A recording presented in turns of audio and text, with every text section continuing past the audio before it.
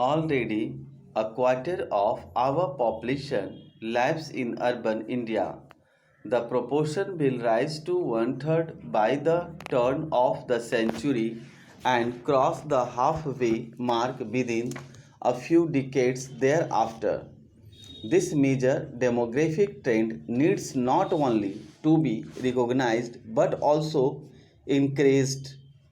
But has gone wrong with our pattern of urbanization is not that there is too fast and furious a flood of people into towns and cities, as that the pattern of urbanization is unbalanced. It is the large metropolitan cities that are attracting the bulk of those coming in from the rural area. This severely strains the resources of the larger cities without conferring any real benefit on the rural areas from where the new entrants have come. What we need is a rational pattern of urbanization. We need to see a small and large towns growing in every district, drawing the bulk of their population from the surrounding rural hinterland. That way, the talent and enterprise of the people will remain to a large extent within the district. Urbanization bill related to rural requirement, urban settlement bill cease to be isolated compartments. It is the compartmentalization of India into rigidly separated rural and urban settlements that has been the roast legacy of the colonial system of local self-government. When 107 years ago, the British introduced their system of urban local self-government. The urban settlements of India had a very different role to play to the one we now envisage for them. The colonial government of the time saw the urban settlements of India as enclaves where they could hide themselves away comfortably from the surrounding reality. They assumed that drains and drinking water, street lighting, and street cleaning were needed only for themselves and their dependent. It was assumed that civic amenities are not for rural India. 5 decades into independence, the reality has changed, but the sale remains much the same. The law makes it obligatory to provide civic amenities for all recognized urban settlements, but the strained resources of the urban local bodies make it almost impossible for them to meet urbanization. It is also these settlements that will progressively and in phases serve as to focal point for industrial growth centers. Thus, we bring together the recommendations of the National Commission on Urbanization and our scheme of growth centers. Secondly, in the colonial system of municipal administration, there was no place for development planning and no role for development activities. When Pandit ji introduced Panchayati Raj to fill the rural vacuum left by the colonial legacy, he envisaged the institution of Panchayati Raj as a crucial instrument of development.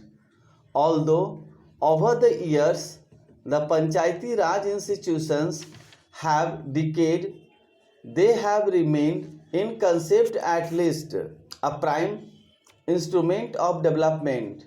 In contrast, the municipal bodies have withered but assumed no developmental role. The development of India is not possible without planning for development in our urban settlements as much as in our rural settlements. Indeed, planning at the crucial interface between the rural hinterland and the urban settlement will be the chief centers of accelerated growth. Accordingly, the first chapter of the bill we have tabled deals with settlements in transition from rural to urban, as it is such settlement constitute the single largest category of settlements beyond the rural village. The present tendency in most parts of the country is to classify such settlements as urban and take them entirely out of the purview of the rural urban interface.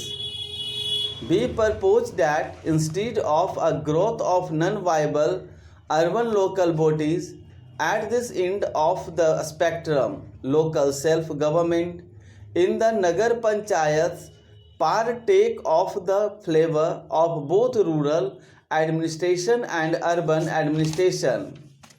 This is emphasized in the very name suggested for these bodies. Nagar Panchayats, that is, the simultaneous recognition of the urban character of such a settlement and its continuing link with the rural countryside. More to the point, the powers and responsibilities developed on Nagar Panchayats draw with from the rural hinterland to activity that can best be undertaken in the transitional settlement. This shall go a long way help the rural areas to get benefits of transition. The recognition and encouragement of Nagar Panchayats will draw away from the land and population that the village cannot support while retaining within the locality for the common benefit of the rural hinterland and the urbanizing settlement. The talent and enterprise of those willing to undertake the risk and the adventure of uprooting themselves from their ancestral villages instead of being hollow symbols of a false prestige, as the smaller municipalities regrettably are at present. The Nagar Panchayats will become the local point of the dynamics of development. We would hope that in every district one or some of the Nagar Panchayats will grow into a town worthy of a Nagar Palika. It is by the seven spread of town around the country that we will take the pressure of the metropolises